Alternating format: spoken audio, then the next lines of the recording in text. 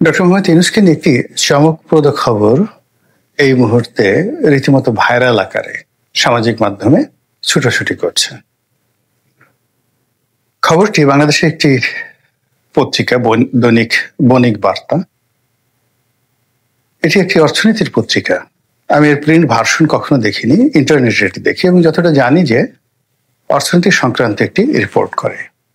আমাদের দেশের পত্রিকা বলতে যেভাবে প্রথম আলো, বাংলাদেশ প্রতিদিন, কালের কণ্ঠ, যুগান্তর, সমকাল, এই মানের যে পত্রিকাগুলো, এর মধ্যে নয়া দিগন্ত আছে, ঠিক বণিক বার্তা ওই মাত্রার কোনো পত্রপত্রিকা নয়।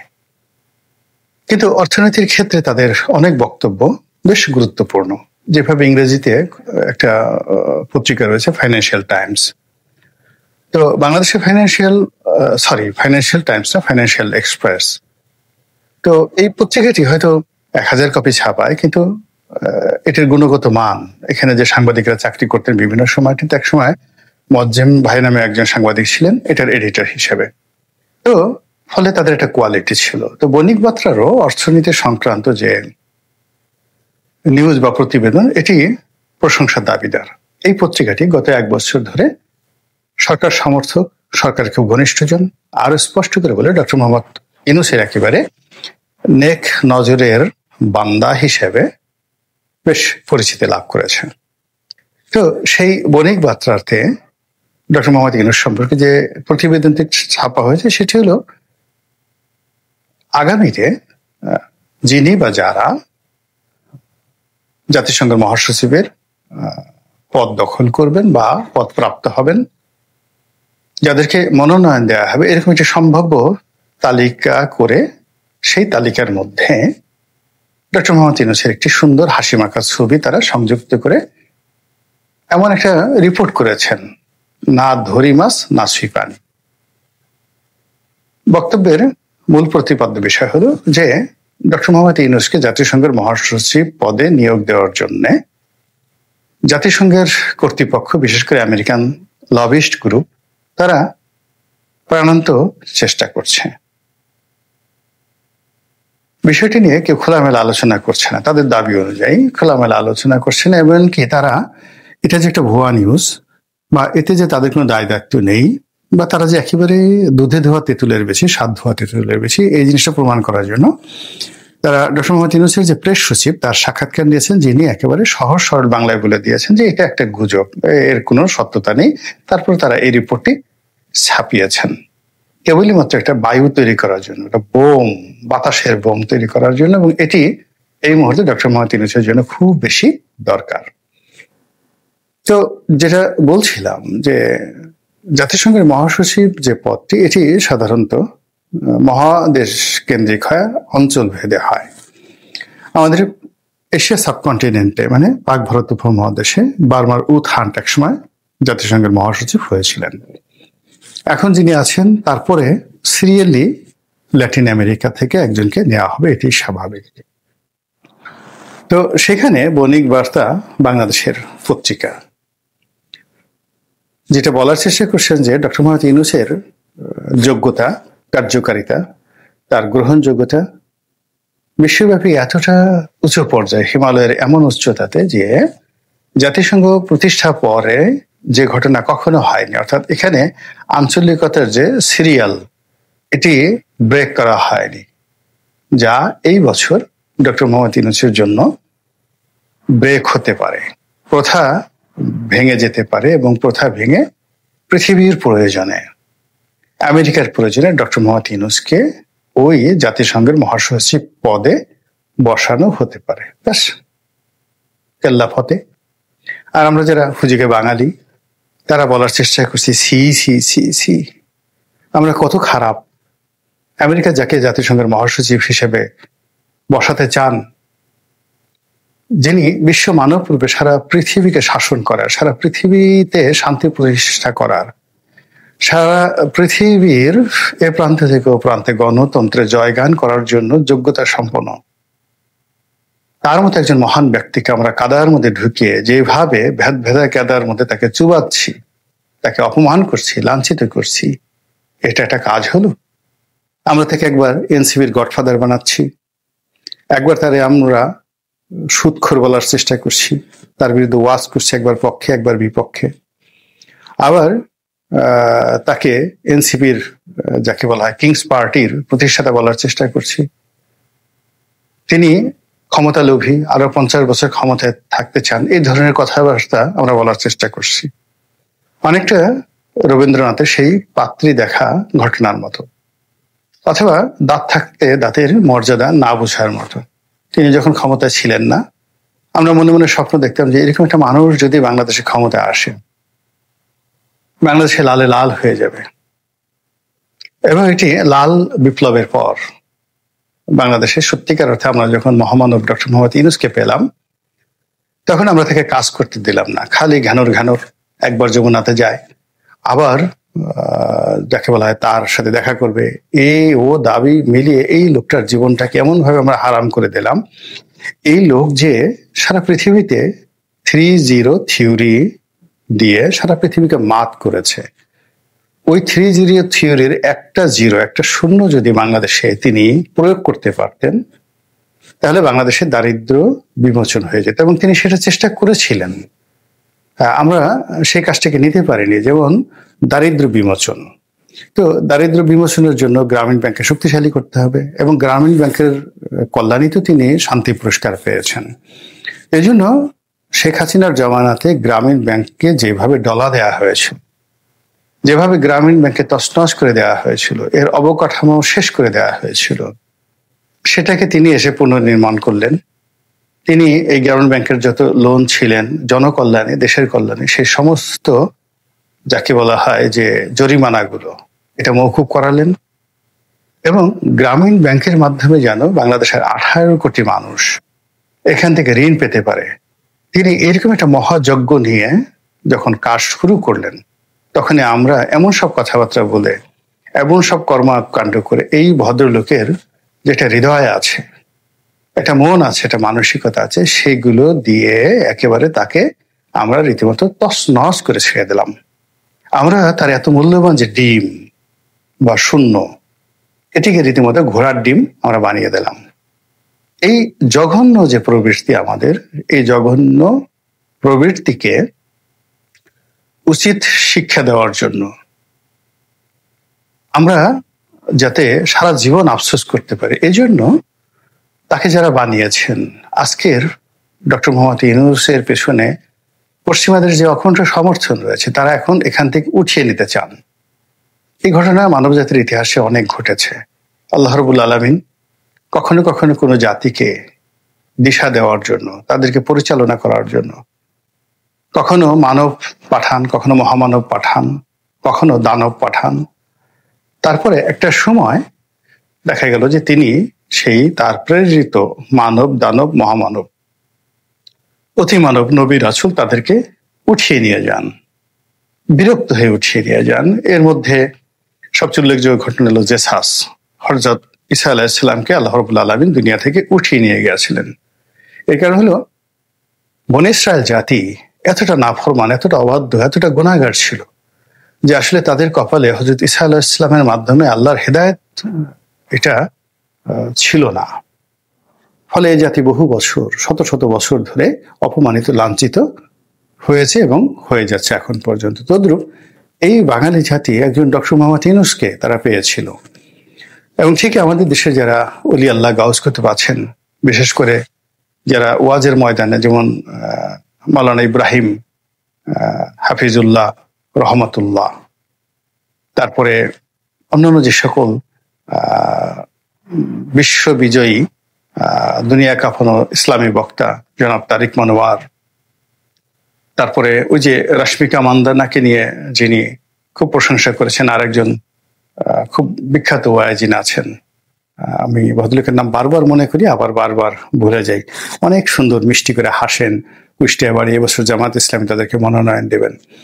তো এই ভদ্রলোক, ওনারা ডক্টর মোহাম্মদ ইউনূসকে ঠিকই চিনেছেন অবতার রূপে, আল্লাহর নেয়ামত রূপে, এবং তারা চেয়েছেন যে উনি আজীবন ক্ষমতায় থাকুন, কোনো নির্বাচন কিচ্ছু দরকার নেই, চেয়েছেন।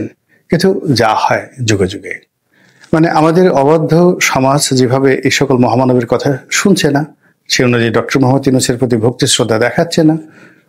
অতীতকালে এরকম ঘটনা ঘটতো, যখন আল্লাহ এরকম কোনো ভালো মানুষ পাঠাতেন, সমাজের লোক তাদেরকে নিগৃহ করত, গালাগাল করত এবং তাদের বিরুদ্ধে ভীষণ রকম বদনাম রটিয়ে দিত। তো সেই দিক থেকে ডক্টর মোহাম্মদ ইউনূসের বিরুদ্ধেও কিন্তু এখন যে সকল অপপ্রচার চলছে, যে সকল যাকে বলা হয় ন্যারেটিভ চালু হয়েছে, এর পেছনে আওয়ামী লীগের দোসর এবং এর সঙ্গে সঙ্গে ভারতের যে চক্রান্ত এটা রয়েছে। তো তার একটা দাঁত ভাঙ্গা জবাব দেওয়ার জন্য যদি মার্কিন যুক্তরাষ্ট্র তাকে জাতিসংঘের মহাসচিব হিসেবে নিয়োগ দেয়, তাহলে এটা তার সমালোচনাকারীদের জন্য একটা নিদারুণ জবাব হবে। এটা গেল কেবলমাত্র ইতিবাচক একটি আলোচনা। আর নেতিবাচক যে বিষয়টা হলো, সেটা হলো যে যারা ক্ষমতায় থাকেন, ক্ষমতা ধরা সবসময় একটা নাটক করতে পছন্দ করেন, গল্প বানাতে পছন্দ করেন। এর কারণে মানুষ খুব গল্প পছন্দ করে। আপনারা কি একবার লক্ষ্য করেছেন যে দেশের ৯৯% মানুষ দরিদ্র, মধ্যযুগের কথা, কারো পরনে কাপড় থাকতো না, সেখানে ধনিক সম্প্রদায় যারা জমিদার, সুবেদার, সেনাপতি, রেসালদার, মন্ত্রী, আমির, ওমরা, তারা স্বর্ণ সিংহাসনে বসতেন। বস্ত্রহীন মানুষদের বস্ত্র কেড়ে নিয়ে তারা মসলিন কাপড় পরতেন। এমন প্রাসাদ তৈরি করতেন দিল্লির লালকেল্লার মতো, আগ্রা ফোর্টের মতো, আগ্রা দুর্গের মতো, কিংবা জনগণের এই অর্থ দিয়ে তারা কুতুব মিনার তৈরি করতেন। কেন এই জিনিসগুলো ঘটতো বলেন তো? এটার সাইকোলজিক্যাল ব্যাখ্যাটা কি? সেটি হলো, আপনি যখন মানুষকে দরিদ্র বানিয়ে ফেলবেন, দরিদ্ররা স্বপন বিলাসী হয় এবং লোভী হয়, প্রচন্ড রকম লোভী হয়। আর তারা যাদের অর্থবিত্ত রয়েছে তাদের কাছে এমনিতে মাথা নোয়ায়। তো যে লোকের একটি কুঁড়ে ঘর নেই, গফুরের মতো একটি কুঁড়ে ঘর, সেই বর্ষার মধ্যে গফুরের যে গফুর জোলা, শরৎচন্দ্রের সেই বিখ্যাত যে মহেশ, সেই মহেশ গল্পের গফুরের মতো। তো এরকম যখন একজন গফুর থাকে, যার চাল নেই, চুলো নেই, সম্পত্তি বলতে একটি মহিষ, তো বর্ষাকালে সেই মহিষটিকে সে তার নিজের ঘরের যে চাল, সেই চালের সেই খড় তাকে খেতে দেয়। সে জানে যে এই খড় খেয়ে ফেললে তাকে বৃষ্টিতে ভিজতে হবে, তবু সে সেই কাজ করে। কিন্তু এইরকম গফুর প্রকৃতির যারা লোক, তারা যদি কোনো রাজপ্রাসাদের সামনে দিয়ে যায়, জমিদার বাড়ির সামনে দিয়ে যায়, সে জুতোটা খুলে ফেলে, যে জমিদার বাড়ির পবিত্রতা রক্ষা করার জন্য জুতোটা পায়ে দেওয়াটা ঠিক হবে না। কেউ যদি মাথায় ছাতি দিয়ে থাকে, সে ছাতিটা খুলে ফেলে। জমিদার মহাশয় যদি সামনে দিয়ে ঘোড়ায় করে যান, সে আস্তে রাস্তা ছেড়ে দিয়ে নিচে নামে। এবং হিন্দু যারা ধর্মাবলম্বী, তারা আসতে সেখানে প্রণাম করে মাটিতে, যেটাকে সেজদা বলা হয়। এটা মানুষের মধ্যে যে প্রবৃত্তি, এটিকে বলা হয় এজাহারে তাজাল্লুল। তো এই এজাহারে তাজাল্লুল যদি আপনি পেতে চান, মানুষের কাছ থেকে এই ধরনের আনুগত্য পেতে চান, তাহলে আপনার সিংহাসনটিকে, আপনার বসার আসনটিকে স্বর্ণখচিত করে এমন একটা উচ্চতায় নিয়ে যেতে হবে, যেখান থেকে আসলে আপনাকে দেখা যাবে না। যেভাবে আমরা আকাশে চাঁদ দেখি, তারকা দেখি, ওইভাবে আপনাকে মনে হবে। আর যিনি আপনাকে দেখবেন, তার পেটে খাবার থাকবে না, পরনে কাপড় থাকবে না, বস্ত্র থাকবে না, এবং মামলা মোকদ্দমা থেকে শুরু করে রোগ শোক বালা মুসিবতে তছনছ হয়ে সে শুধু আপনার দিকে তাকিয়ে থাকবে এবং ভাববে, এ মহামানব, এ আমার মতো সাধারণ মানুষ নয়। আমি এত কিছু করে, এত পরিশ্রম করে আমি কিচ্ছু করতে পারছি না। আর এই যে এত সুখ সম্পদ ভোগ করছে, নিঃসন্দেহে তার মধ্যে কোনো অলৌকিক সত্তা রয়েছে। এই কারণে পৃথিবীর তাবৎ অত্যাচারী, তাবৎ লোভী, তারা এই নাটকটি সাজিয়েছে। নিজের আবাসস্থল, নিজের সিংহাসনটিকে এমন একটা জায়গাতে নিয়ে গেছে, আর যারা শোষণের হাতিয়ার, যাদেরকে শোষণ করা হয়, তাদেরকে এমনভাবে হাড্ডিসার করে দেয়া হয়েছে, যার ফলে আমরা যুগে যুগে এই বিভিন্ন রাজপ্রাসাদের অসংখ্য গল্প শুনতে পাই, দেখতে পাই, এবং রাজপ্রাসাদগুলো এখন আমাদেরকে সেই এজাহারে তাজাল্লুলের চরিত্র অনুযায়ী, আমরা যে কেউ দিল্লিতে যাই, কিংবা লালবাগ কেল্লাতে যাই, কিংবা ওয়ারি বটেশ্বরে যাই, পাহাড়পুরে বৌদ্ধ বিহারে যদি যাই, এগুলো দেখে আমরা অবাক হয়ে যাই যে হাউ ইট ইজ পসিবল, এটা কিভাবে তারা করেছে। তো সেই দিক থেকে ডক্টর মোহাম্মদ ইউনূস এবং তার যারা লোকজন রয়েছেন তাদের প্রতি আমাদের আনুগত্য, ভক্তি, শ্রদ্ধা সেই আকাশ সম, হিমালয় সম করার জন্য তাদের যে ম্যাটিকুলাস ডিজাইন, যে প্ল্যান, প্রোগ্রাম, সেই প্রোগ্রাম অনুযায়ী বাংলাদেশে এই মুহূর্তে যা কিছু ঘটছে অর্থনীতিতে, রাজনীতিতে, আমলাতন্ত্রে, পরিবারে, সমাজ সংসারে, তাতে করে এই অবস্থা যদি অব্যাহত থাকে আগামী 1 বছরে আমাদের কতজনের হাড্ডি চামড়া ভেদ করে আপনার গণনার জন্য দৃশ্যমান হবে বলতে পারি না। কতজন মানুষের মুখমণ্ডলের যে চামড়া এটি এমনভাবে শুকিয়ে যাবে, চোখ কোটর আগত হয়ে যাবে এবং মুখ, একজন 30 বছরের যুবকের শরীর এমনভাবে কুঁচকে যাবে মনে হবে যেন তার বয়স হয়ে গেছে 70 বছর। দুর্ভিক্ষের সময় ছবিগুলো দেখেন, আফ্রিকার সেই সাহারার অধ্যুষিত অঞ্চল, সেই রুয়ান্ডা, বুরুন্ডি, ইথিওপিয়া, যেখানে 80-র দশকে সেই ভয়াবহ দুর্ভিক্ষ, আমাদের দেশে 74 সনে দুর্ভিক্ষ, 1971 সনে সেই দুর্বিষহ সময় যখন কঙ্কালসার মানুষগুলো ছিল, ওই সময়ের দৃশ্যগুলো দেখেন। যখন শিশু, বৃদ্ধ আর যুবক কাউকে চেনা যায় না, হাড্ডি ছাড়া কাউকে বোঝা যায় না। তো বাংলাদেশে এখন যে অবস্থা চলছে, এই অবস্থায় আমাদের পরিণতি কোন দিকে যাচ্ছে? আমরা কি একটা সিঙ্গাপুর হয়ে যাচ্ছি? আমরা কি একটি মালয়েশিয়া হয়ে যাচ্ছি? যেটি শেখ হাসিনার জামানাতে অহরহ শুনতাম যে আমরা সিঙ্গাপুর, মালয়েশিয়াকে আলটিমেটলি পিছনে ফেলে দিয়েছি। এখন আমরা কোথায় যাচ্ছি? নাকি আমরা সেই 80-র দশকের যে ইথিওপিয়া, সেদিকে যাচ্ছি?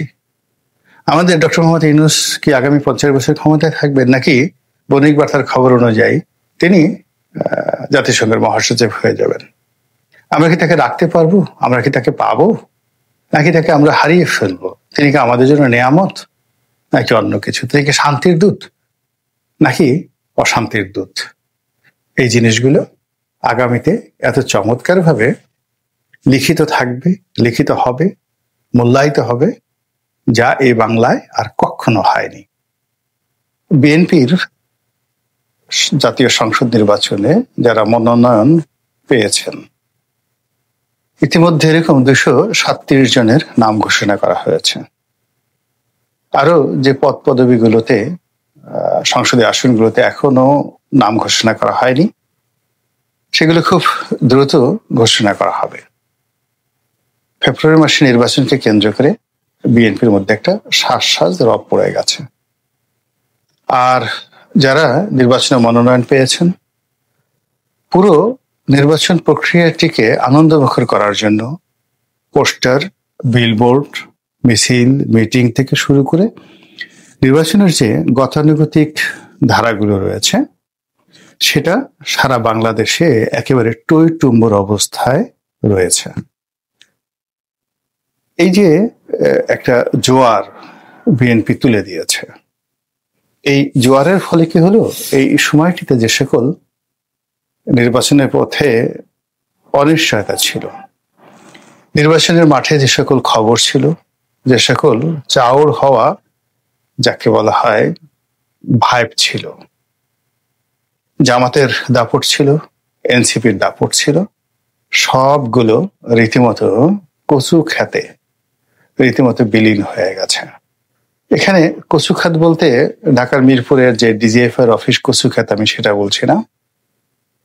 এটাকে আমরা যেমন কথায় কথায় বলি না, কচু পাতার পানি, কচু গাছে গলায় দড়ি দেওয়া, তেমনি মানে একেবারে কচু খাতে বিলীন হয়ে যাওয়া, মানে এটা আর ওখান থেকে নতুন ভাবে ফিরে আসবে কোনো গুজব, বিএনপি বিরোধী কোনো প্রচারণা, প্রোপাগান্ডা, এটা বজ্রপাত ছাড়া, মানে আমরা যেটাকে বলি ঠাডা পড়া, এরকম ঠাডা পড়া ছাড়া আর নতুন কোনো খবর দ্বারা এই জোয়ারকে পেছনে ফেরানো সম্ভব নয়। 237টি পদে যারা মনোনয়ন পেয়েছেন, মোরালেস হাতে গোনা অল্প কয়েকটি ক্ষেত্র ছাড়া বেশিরভাগ ক্ষেত্রেই এটি ব্যাপক প্রশংসিত হয়েছে এবং বিএনপির ভিতরে যেভাবে এটা গ্রহণযোগ্যতা পেয়েছে, এটি রীতিমতো নজিরবিহীন। সাধারণত যা হয়, নির্বাচনের সময়টিতে বিভিন্ন পদ এবং পদবীকে কেন্দ্র করে, বিশেষ করে এমপি মনোনয়নকে কেন্দ্র করে মারামারি, কাটাকাটি, খুনোখুনি একেবারে চরম পর্যায়ে পৌঁছে যায়। তো সেই দিক থেকে এই নির্বাচনে মনোনয়ন ঘোষণার পর হাতে গোনা অল্প কয়েকটি স্থানে মনোনীত প্রার্থীর বিরুদ্ধে বিদ্রোহ করা হয়েছে। কিছু কিছু ক্ষেত্রে বিএনপি যে হাইকমান্ড, তাদের দৃষ্টি আকর্ষণ করা হয়েছে মনোনয়ন যাকে বলা হয় বাতিল করার জন্য, এবং কিছু কিছু ক্ষেত্রে যে ভুল হয়নি তা নয়, ইতিমধ্যে কয়েকটি জায়গাতে মনোনয়ন বাতিল করা হয়েছে, একটি বা দুটো জায়গাতে মনোনয়ন বাতিল করা হয়েছে। তো এরকম আরো 2-4টি জায়গাতে হয়তো ভুল হয়ে গেছে। এর কারণ হলো অনেক মানুষ মনোনয়ন পেয়েছেন যারা মূলত জামাতের এজেন্ট, যারা মূলত আওয়ামী লীগের এজেন্ট, অথবা যাদের বিরুদ্ধে স্পষ্টতই নানা রকম যাকে বলা হয় অভিযোগ রয়েছে। এটি আরো সপ্তাহখানিক পরে স্পষ্টভাবে বোঝা যাবে, এবং এটা বিএনপির জন্য খুব ভালো হবে। বিএনপি যে অগ্রিম ঘোষণা দিয়েছে, এখন বিএনপি বুঝতে পারছে যে এই ঘোষণার ফলে তাদের যে লাভ হয়েছে, সেই লাভের ফলে কি হলো, বিএনপি যারা প্রতিদ্বন্দ্বী রয়েছেন তারা রীতিমতো ছিন্ন বিচ্ছিন্ন হয়ে গেছেন। তাদের বিশ্বাস, তাদের শক্তিমত্তা, তাদের দাপট, এবং তারা যেভাবে বিএনপিকে জিম্মি করেছিল সেই জিনিসটি আপাতত নেই। এটি এক সপ্তাহ পরে হয়তো থাকবে না, বা এক সপ্তাহ পরে নতুন একটি সমস্যা দেখা দিবে, যেটা নিয়ে আমি কয়েকটা ভিডিও করেছি এবং আরো করব। কিন্তু বাস্তবতা হলো যে রাজনীতি তো নিত্যদিনকার ঘটনা। আগামীকাল আমি সিংহাসনে বসবো, রাষ্ট্র চালাবো, সেটা তো অনেক পরের বিষয়। আজকের দিনটিতে যে যুদ্ধের ময়দান, সেই যুদ্ধের ময়দানে আমাকে টিকে থাকতে হবে, কৌশলে, শক্তিতে, প্রজ্ঞায়, মেধায়। তো সেই দিক থেকে যেভাবে গত 8টি মাস ধরে সেই যে ঐক্যমত্য কমিশনে বিএনপি নাজেহাল হচ্ছিল, যেভাবে গত 14টি মাস ধরে, অর্থাৎ ডক্টর মোহাম্মদ ইউনূস ক্ষমতা আসার পর যমুনা বলেন, রাজপথ বলেন, ঢাকা বিশ্ববিদ্যালয় ক্যাম্পাস বলেন, তারপরে টেম্পো স্ট্যান্ড বলেন, গুলিস্তানের মার্কেট বলেন, সব জায়গাতে যেভাবে বিএনপি ছোট ছোট রাজনৈতিক দলের কাছে অপদস্থ হচ্ছিল, এর একটা দাঁত ভাঙা জবাব হয়ে গেছে এই প্রার্থী ঘোষণার মাধ্যমে। আমি এটার সঙ্গে একটু দ্বিমত পোষণ করছি বা করেছি, আরো করব। সেটি হলো যে এই ঘোষণাটি যদি 2024 সনের সেপ্টেম্বর মাসে দেওয়া হতো, তাহলে 2024 সনের ডিসেম্বর মাসে নির্বাচন হতে পারত। কিন্তু এখন যে দেরি হয়ে গেছে, সেই দেরি হয়ে যাওয়ার ফলে সত্যিকার অর্থে নির্বাচনটি হওয়া এবং নির্বাচনের সময় পর্যন্ত, ফেব্রুয়ারির ডেডলাইন পর্যন্ত এই নমিনেশনগুলো টেনে নেওয়া, এটি যারা প্রার্থী হয়েছেন তাদের জন্য, দল হিসেবে বিএনপির জন্য কত বড় বিপদ এবং বিপত্তি হবে, সেটা নিয়ে হয়তো আগামীতে আরো আলোচনা করবো। কিন্তু আজকে এটার ইতিবাচক দিকগুলো নিয়ে আলোচনা করি। আমি যখন রাজপথে হাঁটছিলাম বা দেখছিলাম, প্রায় সব এলাকায় বিভিন্ন প্রার্থীদের বিলবোর্ড, ব্যানারে ভরে গেছে। এখানে কোথায় জামাত, কোথায় এনসিপি, কোথায় আওয়ামী লীগ, কোথায় ডক্টর মোহাম্মদ ইউনূস কিংবা তার যারা পারিষদবর্গ, কোনো নামগন্ধ নেই। কেবলই মাত্র বিএনপির প্রার্থীতে সারা বাংলা সয়লাভ হয়ে গেছে, যতটুকু আমি দেখেছি ইন্টারনেটের মাধ্যমে। তো এর যে ঘোষণা, অর্থাৎ এখন যে এমপি তো সবাই হয়ে গেছেন, এই 237 জন, তারা সবাই এমপি হয়ে গেছেন। শতভাগ তাদের মধ্যে সেই ধরনের একটা আত্মবিশ্বাস, আর এই আত্মবিশ্বাস একেবারে অমূলক নয়। এর কারণ হলো তার কাউন্টার জামাতের প্রার্থীকে, এনসিপির প্রার্থীকে বা অন্য কোনো প্রার্থী আছে কিনা এটা খুঁজতে হচ্ছে। দ্বিতীয়ত, বিএনপি যে সিটগুলো এখন পর্যন্ত খালি রেখেছে, 63টি সিট খালি রেখেছে, এই সিটগুলোতে কারা মনোনয়ন পাবেন, কাদেরকে দেয়া হবে, অর্থাৎ এটা যদি অন্যান্য ছোট ছোট রাজনৈতিক দলের প্রার্থীদেরকে দেওয়া হয়, এটা সম্পূর্ণ জলে যাবে। এর কারণ হলো আমাদের এই দেশে ধানের শীষ, বিএনপি, দাড়িপাল্লা, নৌকা, জামাত, এই শব্দগুলো প্রতীকের সাথে জড়িত আছে। তো এইবার নির্বাচন কমিশন যে নিয়ম করেছে, সে নিয়ম হলো যে আপনি জোট করতে পারেন, সেই জোটের প্রার্থী ঘোষণা করতে পারেন, কিন্তু যে জোটের বা যে দলের প্রার্থী, তাকে সেই যাকে বলা হয় দলের যে অনুমোদিত যাকে বলা হয় প্রতীক রয়েছে, যেমন একটি দলের প্রতীক এখন শাপলা কড়ি, বা আরেকটি দলের হয়তো কদু, আরেকটি দলের আছে যেমন মূলা, আরেকটি দলের আছে থালা বাটি, আর একটা দলের প্রতীক আছে মশাল, কুদাল, খুন্তাই, কুড়াল, তারপর কাঁচি, এই বিভিন্ন রকম প্রতীক আছে। তো যে দলের যে প্রতীক রয়েছে সেই প্রতীক নিয়ে তাকে যদি নির্বাচন করতে হয়, এক্ষেত্রে সেই প্রার্থীর জয়লাভের সম্ভাবনা খুবই ক্ষীণ। এখানে জাসদের যে জোট সঙ্গী বা বিএনপির জোট সঙ্গী জাসদের আসম আব্দুর রব বা মাহমুদুর রহমান মান্না, মানে ওনাদের মতো অতি পরিচিত প্রাজ্ঞ রাজনীতিবিদ, তারাও প্রতীকবিহীন অবস্থায় নির্বাচন করতে গিয়ে যে ঝামেলায় পড়বেন, এটি নিয়ে আলাপ আলোচনা হচ্ছে। আর হঠাৎ করে যে নতুন আলোচনা হচ্ছে যে বিএনপির মধ্যে কারা মন্ত্রী হবেন, এই বিষয়টা বেশ ভালো লাগছে আমার কাছে। ভালো লাগছে এর কারণ হলো যে অলমোস্ট 60 থেকে 65 জন মানুষ মন্ত্রী হবেন। এখন একদল বলার চেষ্টা করছেন যে বিএনপির অনেক শীর্ষ নেতৃবৃন্দ যাদেরকে মনোনয়ন দেওয়া হয়নি, মূলত কাউকে কাউকে মনোনয়ন দেওয়া হয়নি তাদের শারীরিক দুর্বলতার কারণে, কারো কাউকে মনোনয়ন দেওয়া হয়নি তার নেতা হিসেবে জনপ্রিয়তা আছে, বা কেন্দ্রে ঢাকা শহরে তার যথেষ্ট প্রভাব প্রতিপত্তি রয়েছে, সংগঠনের উপর তার প্রভাব প্রতিপত্তি রয়েছে, কিন্তু নির্বাচনী এলাকায় তারা একেবারে শূন্য। নির্বাচনী এলাকার জনগণের সঙ্গে কোনো যোগাযোগ নেই, এবং ওই সকল বড় বড় নেতা সেই নির্বাচনী এলাকাতে যদি দাঁড়ান, সে এলাকার বিএনপির একজন চেয়ারম্যান প্রার্থীর সঙ্গে প্রতিদ্বন্দ্বিতা করার মতো অবস্থা তাদের নেই। এই কারণে দেখা গেল যে আমরা জাতীয়ভাবে অনেককে দেখেছি যে তারা দলের জন্য খুবই গুরুত্বপূর্ণ, কিন্তু নির্বাচনী এলাকায় তাদের নামগন্ধ নেই, অথবা তাদের বেশিরভাগ ক্ষেত্রেই অনেকের নির্বাচনী এলাকাটাই ঠিক মতো নেই। তো এরকম কয়েকজন নেতা, তাদের হয়তো মন্ত্রী বানানো হবে, মানুষ আশায় বুক বাঁধছেন। এর বাইরে বিএনপির যে সমস্ত লোকজন আগে মন্ত্রী ছিলেন, সঙ্গত কারণে সবাই আশা করছে তারাই মন্ত্রী হবেন।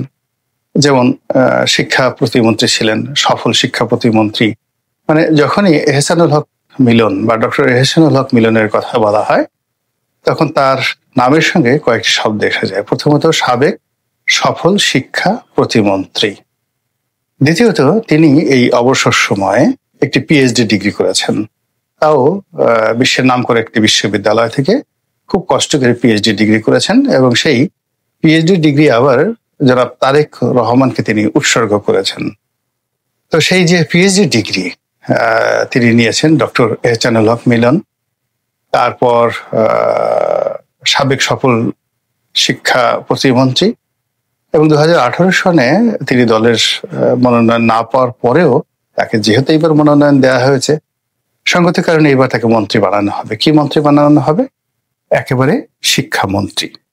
কিন্তু সমস্যা হলো যে এখানে কি তাকে শিক্ষা মন্ত্রী নাকি শিক্ষা প্রতিমন্ত্রী বানানো হবে? আমার মতে তাকে শিক্ষামন্ত্রী বানানো হবে, কিন্তু এখানে মন্ত্রণালয় দুটো। শিক্ষামন্ত্রী যিনি কলেজ এবং মাধ্যমিক বিশ্ববিদ্যালয় এই পর্যায়ে দেখেন, আরেকটা হলো প্রাথমিক এবং গণশিক্ষা মন্ত্রী। যদিও প্রাথমিক এবং গণশিক্ষা মন্ত্রী এই মন্ত্রণালয় অনেক বড়, কিন্তু তারপরে সিনিয়র জুনিয়রের ব্যাপার আসে। যেহেতু ডক্টর ওসমান ফারুক সাবেক শিক্ষামন্ত্রী, তিনিও মনোনয়ন প্রাপ্ত হয়েছেন এবং তিনি শিক্ষাবিদ অনেক বড়। এক্ষেত্রে মন্ত্রণালয় কোনটা দেয়া হবে এটা নিয়ে এক ধরনের স্নায়ুযুদ্ধ চলতে থাকবে।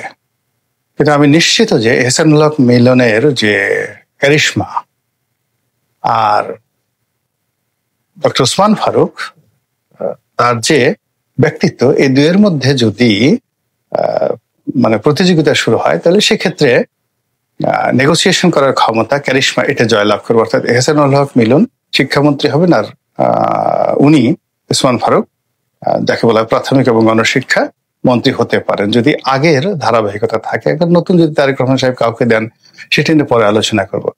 এখানে স্বরাষ্ট্রমন্ত্রী হিসেবে লুৎফুজ্জামান বাবর তিনি একেবারে ধরে বসে আছেন যে নিশ্চিত তিনি বিজয় হবেন।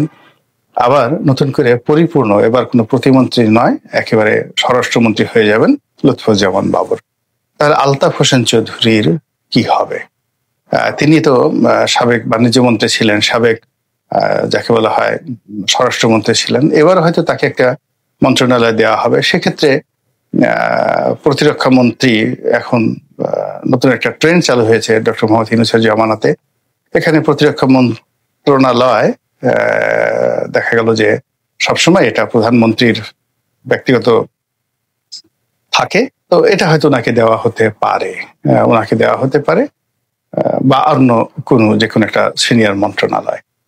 এর বাইরে অন্য যে সকল সিনিয়র নেতৃবৃন্দ রয়েছেন তাদের মধ্যে মির্জা আব্বাস আছেন, মির্জা ফখরুল ইসলাম আলমগীর আছেন, তারপরে সালাউদ্দিন সাহেব আছেন। এখন সালাউদ্দিন সাহেবকে স্থানীয় সরকার পল্লী উন্নয়ন মন্ত্রী দুটোই এটা দেওয়া হতে পারে, অথবা যোগাযোগ মন্ত্রী, দুটোই বড় মন্ত্রণালয়, এটা তাকে দেওয়া হতে পারে। আর মির্জা আব্বাস ওনার পছন্দের মন্ত্রণালয় ছিল গৃহায়ন এবং গণপূর্ত মন্ত্রণালয়, তো এটাই উনি হয়তো চাইবেন। তো এরকম একটা স্পেকুলেশন চলছে, আর যে যার মতো করে সবাই যাকে বলা হয় লবি চালাচ্ছেন ভালো ভালো মন্ত্রণালয় পাওয়ার জন্য। তো সেক্ষেত্রে বন ও পরিবেশ মন্ত্রণালয়, পশু সম্পদ বা প্রাণী সম্পদ মন্ত্রণালয়, মৎস্য সহ যেটা আছে, পাট মন্ত্রণালয়, মুক্তিযুদ্ধা বিষয়ক মন্ত্রণালয়, এই মন্ত্রণালয়গুলোর আসলে এরকম সেক্সিনেস নেই, গুরুত্ব তেমন একটা নেই।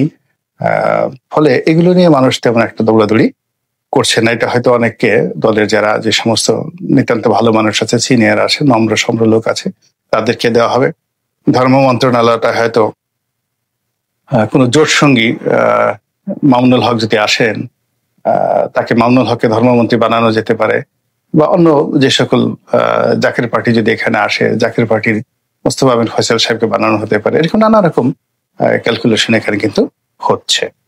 তো এখানে একটা বিষয়, সেটা হলো যারা মন্ত্রী হবেন বা হবেন না, এটা কিন্তু অ্যাবসলিউটলি নির্ভর করছে জনাব তারেক রহমান সাহেবের উপর, এবং তিনি যে বিএনপি ক্ষমতা এলে প্রধানমন্ত্রী হবেন এটি একেবারে শতভাগ নিশ্চিত। এর বাইরে কোনো যদি, কিন্তু, বাট ইত্যাদি কোনো কিছুই নেই।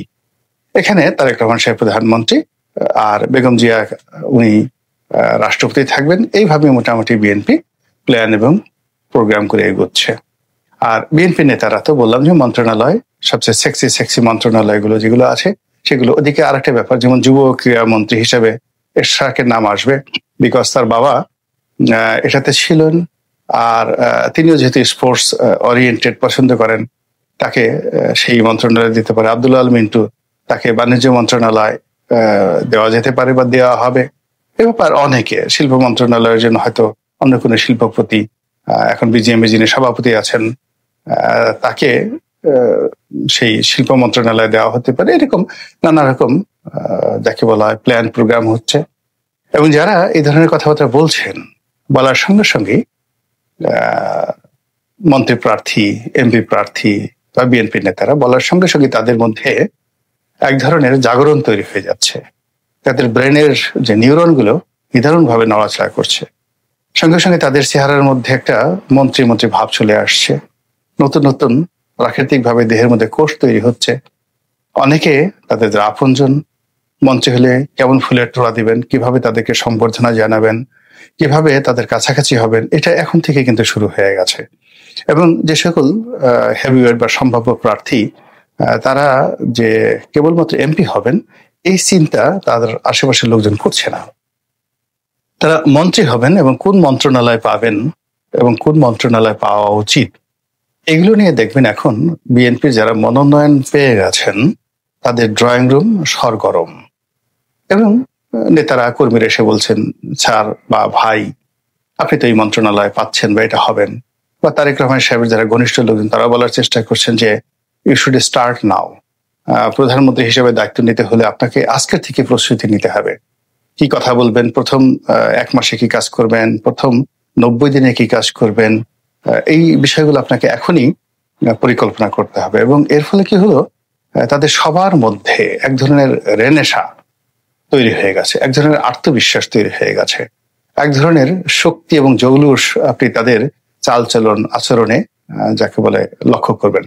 এর ফলে কি হলো, আগামী দিনগুলো যদি এইভাবে চলতে থাকে, এই বসন্তের বাতাস যদি প্রবাহিত হতে থাকে, তাহলে এর সামনে জামাত, এনসিপি এবং ডক্টর মোহাম্মদ ইউনূস অন্তর্বর্তীকালীন সরকার রীতিমতো পাটপাতা খড়কুটোর মতো মানে থরথর করে কাঁপবেন, প্রজাপতির মতো উঠে থাকবেন, ফড়িং এর মতো উঠে থাকবেন, এর বাইরে তাদের কিছু করার থাকবে না।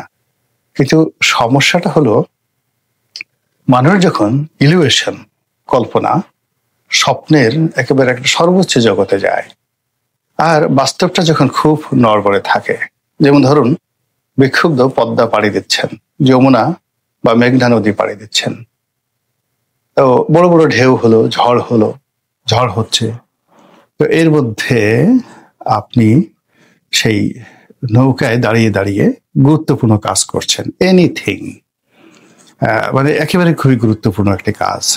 এখন আপনি হাল ধরে থাকতে পারেন, পাল ধরে থাকতে পারেন, তারপরে শেষে ওই মুহূর্তে আপনি প্রাকৃতিক কোনো কর্ম সারতে পারেন ওই মানে অবস্থাতে। মানে আপনাকে একটা কাজের মধ্যে থাকতে হবে, কোনো বসে থাকলে চলবে না। ছোট একটা ডিঙ্গি নৌকা, বোঝার চেষ্টা করুন, ঝড়ের মধ্যে পড়েছে, তা আপনি কিছু একটা করছেন, সেখানে কিছু একটা করছেন এবং সেটা গুরুত্বপূর্ণ, এবং ওটা ওই মুহূর্তে আপনি না করলে আপনার চলবে না। যেমন আপনি নৌকা ফুটো হয়ে গেছে, আপনি পানি সেচছেন, আপনি তারপরে পাল ধরে আছেন, হাল ধরে আছেন, দাঁড় টানছেন, বৈঠা টানছেন, বা আপনি কোনো প্রাকৃতিক কর্ম করছেন, আপনার খুবই ক্ষুধা লাগছে, আপনি খানা খাচ্ছেন, পায়খানা করছেন, পেশাব করছেন, হোয়াট এভার এনিথিং, মানে আপনার ওখানে ওই মুহূর্তে ওই কাজ ছাড়া অন্য কোনো কাজ করার কোনো সুযোগ নেই।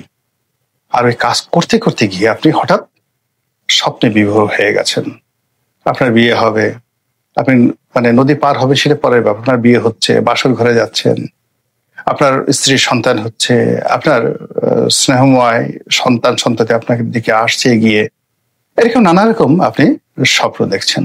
হঠাৎ করে একটা ঢেউ এলো, আপনার স্বপ্নের অবস্থা কি হবে, কর্মের অবস্থা কি হবে, আর আপনার অবস্থা কি হবে, এটা বোঝার চেষ্টা করুন। নর্মালি যেটা হয়, মানুষ যখন খুব গুরুত্বপূর্ণ কর্মের সময় ইলিউশন দ্বারা আক্রান্ত হয়, স্বপ্ন দ্বারা আক্রান্ত হয়, কল্পনা দ্বারা আক্রান্ত হয় এবং কৌশল করতে থাকে। যুদ্ধের ময়দানে কৌশল হয় না, যুদ্ধের শুরুর আগে কৌশল করে, কিন্তু যুদ্ধ যখন শুরু হয় তখন সেখানে শক্তিমত্তা প্রদর্শন করতে হয়, কোনো কৌশল না, জাস্ট প্র্যাকটিস অ্যান্ড পাওয়ার। তো ওই সময়টিতে যদি আপনার কোনো স্বপ্ন পেয়ে বসে আর আপনার উপরে যদি কোনো আঘাত আসে, সেই আঘাত হওয়ার পরে আপনার যে স্বপ্নের বেলুনটি ফুস করে টুস করে হঠাৎ করে ফেটে যাবে। আর দ্বিতীয়বার আপনি সেই আঘাত প্রতিহত করার, নৌকা চালানোর, সমুদ্র পাড়ি দেওয়ার বা নদী পাড়ি দেওয়ার যে শক্তি যতটুকু আপনার ছিল সেইটুক থাকবে না। বিএনপির এই যে এখন স্বপ্ন বিলাসী, বিএনপির যে উচ্ছ্বাস আবেগ, সেই জায়গাতে যদি ন্যূনতম একটু আঘাত লাগে, সেটা প্রশাসন থেকে, রাজনৈতিক প্রতিপক্ষ থেকে কিংবা অন্য কোনো প্রাকৃতিক কারণে, সঙ্গে সঙ্গে সবার মধ্যে এমন ভয়, এমন আতঙ্ক বা এমন যাকে বলা হয় ভয় এবং ভীতি পেয়ে বসবে। ফলে যারা মন্ত্রী হওয়ার জন্য কোট কিংবা টাই বা ভালো জুতোর কথা চিন্তা করেছেন, এমপি হওয়ার পর যারা আরো অনেক কিছু চিন্তা করেছেন, পরে দেখা গেল যে গুরুত্বপূর্ণ শরীরের যে গুরুত্বপূর্ণ বস্ত্র সেটি জায়গা মতো আছে কিনা সেটাও দেখা গেল সেই বিপদের সময় অনেকের মনে নাও থাকতে পারে। এই জন্য সবার প্রতি আমার অনুরোধ যে বাস্তবতায় ফিরে আসুন এবং যা হয়েছে সেটিকে আনন্দ বা উল্লসিত হওয়ার দরকার নেই। এটিকে বাস্তবায়ন করার জন্য যে পরিকল্পনা দরকার, সেই পরিকল্পনাটা এগুন, পরিকল্পনা নিয়ে, এবং ধরে নিন যে সামনে অতীতে যে বাধাগুলো বিএনপির ছিল তার চেয়ে আরো 3 গুণ বাধা আপনাকে অতিক্রম করতে হবে, এবং সেই বাধা কিভাবে আপনি অতিক্রম করবেন সেই বিষয়গুলো যদি মাথায় থাকে তাহলে আপনার ফলাফল